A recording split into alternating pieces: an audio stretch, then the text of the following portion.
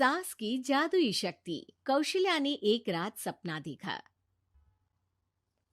कौशल्या राजपूत, तुमने किए हैं जीवन में अच्छे अच्छे कर्म, इसलिए अब से जब तुम चाहो गायब हो सकती हो, जिसके लिए तुमको सिर्फ चुटकी बजानी होगी और चुटकी बजाते ही तुम गायब। बस एक बात का ध्यान रखना, जहां तुमने कोई गलत काम किया तुमसे ये शक्ति वापस ले ली जाएगी। कौशल्या की नींद टूट जाती है। ये कैसा सपना था? गायब हो जाऊंगी मतलब? हे भगवान, कंबल ओढ़ के सो जाती हूँ, सपना कंबल के अंदर नहीं घुस पाएगा। कौशल्या डर के मारे कंबल ओढ़ के सो जाती है। सुबह कौशल्या मंदिर जाने लगती है। अरे बहू, जल्दी चल, भिखारियों को खाना भी तो खिलाना है। हाँ माँ जी, अभी आई। आज तो खीर और पूरी बने हैं, सब खुश हो जाएंगे। दोनों सास बहू कार से खाने का सामान लेकर मंदिर पहुंचते हैं और भगवान की आराधना के बाद मंदिर के बाहर बैठे भिखारियों को खाना खिलाने लगते हैं। दीदी, आप हर हफ्ते आते हो, इतना सारा करते हो हम लोगों के लिए। मैं आपके लिए रोज अलग से दुआ मांगता हूँ। ये तो फर्ज है हमारा। दीदी, थोड़ी पैसों की मदद हो जाती तो अच्छा होता। बड़े चौराहे पे मेरी बीवी भीख मांगती है, उसका इलाज करवाना है, 100-200 रुपए लग जाएंगे।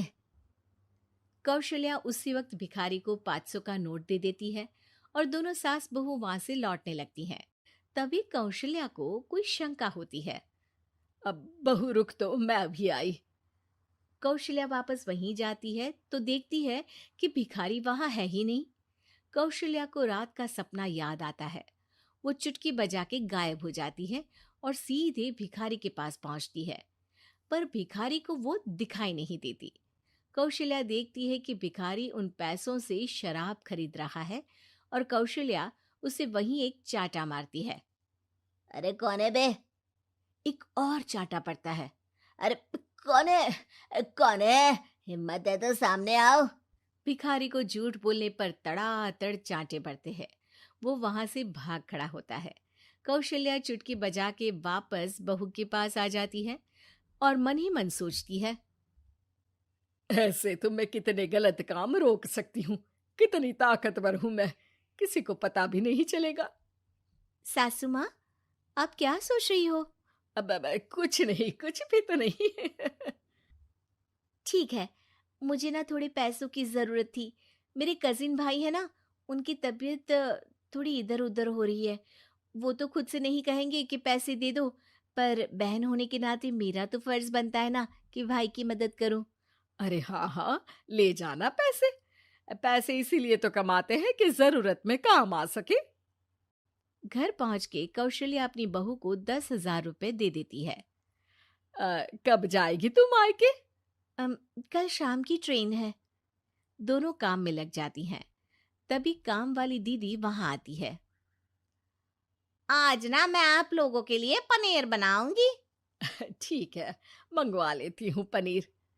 पड़ोस की दुकान वाला पनीर दे जाता है और काम वाली बाई पनीर से रेसिपी बनाने लगती है। आज अपनी सुपर पावर काम वाली बाई पे ट्राई करती हूँ, देखूं तो सही किचन में करती क्या है ये। सास चुटकी बजा के गायब हो जाती है और किचन में पहुंचती है। बाई को खबर भी नहीं है कि कौशल्या भी किचन में ही है। आज तो मैं भी पनीर की सब्जी बनाऊंगी रात को अपने घर, और थोड़ा सा घी भी रख लेती हूँ। वैसे भी कौशल्या बुढ़िया खा खा के मोटी हो गई है। कौशल्या बाई की चोरी पकड़ लेती है और गुस्से में बाई की चोटी ऊपर उठा देती है। बाई को समझ भी नहीं आता कि उसकी चोटी खड़ी कैसे होगी। वो डर के मारे चीख पड़ती है। बहू भागते हुए किचन में आती है।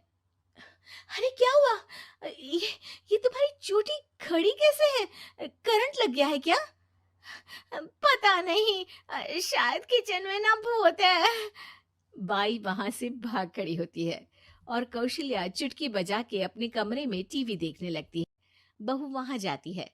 माँ जी, किचन में ना भूत है, बाई भाग गई। अरे भागने देना, भूत का तो पता नहीं, किचन में चोर जरूर था और वो थी अपनी काम वाली। अच्छा हुआ चली गई। बहू को कुछ समझ नहीं आया। उसने किचन में जो देखा उसके सदमे में जो थी वो अभी तक। अगले दिन बहू अपने मायके के लिए निकल जाती है। कहीं भिखारी और काम वाली की तरह बहू भी तो मुझे धोखा नहीं दे रही। अरे कहीं वो पैसे ले जाके शॉपिंग तो नहीं करने वाली ना। अभी पता लगाती हूँ। मुझसे कुछ छिपा है भला। जैसे भगवान सब देख रहा है वैसे ही मैं भी सब देख रही हूँ। सास को अपनी शक्ति पर घमंड आ गया था। वो अब अच्छे काम करने की जगह अपनी शक्ति का इस्तेमाल खुद का शक मिटाने के लिए कर रही थी। वो चुटकी बजाती ही बहू के मायके चली जाती है। भैया, आपने बताया क्यों नहीं कि इतनी तबीयत खराब है?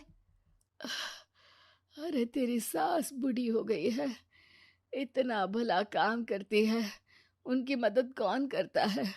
यहाँ तो और भी लोग हैं ना। भैया, मेरे पास कुछ पैसे हैं। आप दूसरे डॉक्टर को दिखा दीजिए ना। अरे मुझे लगता है कि मेरा टाइम आ गया है, मुझे जाना होगा। कमरे में भाई की आत्मा को लेने यमदूत आ चुके थे। कौशल्या भले ही किसी को नहीं दिख रही थी, पर यमदूत ने उसे देख लिया। यही आत्मा है शायद, परछाई दिख रही है, पहले ही तैयार खड़ी है। अरे आप कौन हो? यमराज का नाम सुना है? हैं? आप यमराज हो क्या? नहीं, हम उनके यहाँ जॉब करते हैं, आत्मा उठा के ले जाते हैं डिलीवरी वाले। चलो अब तुम्हारा टाइम पूरा हो गया। अरे आप शायद ना वो बिस्तर पर पड़े आदमी की आत्मा को लेने आए हो। मैं तो बस यहाँ देखने आई थी कि मेरी बहू कहीं मुझसे पैसे लेकर शॉपिंग करने तो नहीं चली गई ना। मतलब तुम्हारे पास शक्ति है गायब होने वाली? हाँ। तुम ऐसे तुच्छ काम में उपयोग कर रही हो ऐसी दिव्य शक्ति का। अब तो तुमको ही लेके जाऊंगा। अरे नहीं नहीं, कल मुझे किटी पार्टी में भी तो जाना है। अब नरक में ही करना किटी पार्टी। नहीं नहीं नहीं। 3 बार नहीं क्यों बोल रही हो? टीवी सीरियल चल रहा है क्या एकता कपूर का? अरे प्लीज मुझे जाने दो। आप तो उस बीमार आदमी की आत्मा को लेने आए थे ना। गलत डिलीवरी करोगे तो यमराज डांटेगा ना। बात तो सही कर रही हो, पर हमको उस पे दया आ गई। अभी उसकी उम्र ही क्या है, पर कुछ तो लेके जाना पड़ेगा ना। एक काम करो, अपनी शक्ति दे दो, गायब होने वाली। हैं? अरे क्यों? तुम पृथ्वी लोक का भ्रष्टाचार रोक सकती थी, चोरी रोक सकती थी, अरे कोरोना रोक सकती थी, पर तुमने अपनी बहू की जासूसी करना शुरू कर दिया। अरे लेकिन किंतु परंतु। यमदूत सास की शक्ति लेके वापस चले जाते हैं। कौशल्या की परछाई हवा से नीचे गिरती है और जमीन पे आते आते कौशल्या का शरीर सामने आ जाता है। अरे लग गई, कितने ऊपर से फेंका। माँ जी, आप यहाँ ऊपर से कैसे गिरी? अरे समधन जी, आप अचानक कमरे में। सब घबरा जाते हैं। सास बहू को सारी बात बता देती है। ये लो आपके 10,000 रुपये। आपको मुझ पे इतना भी भरोसा नहीं है? अरे बहन, मुझे दर्द नहीं हो रहा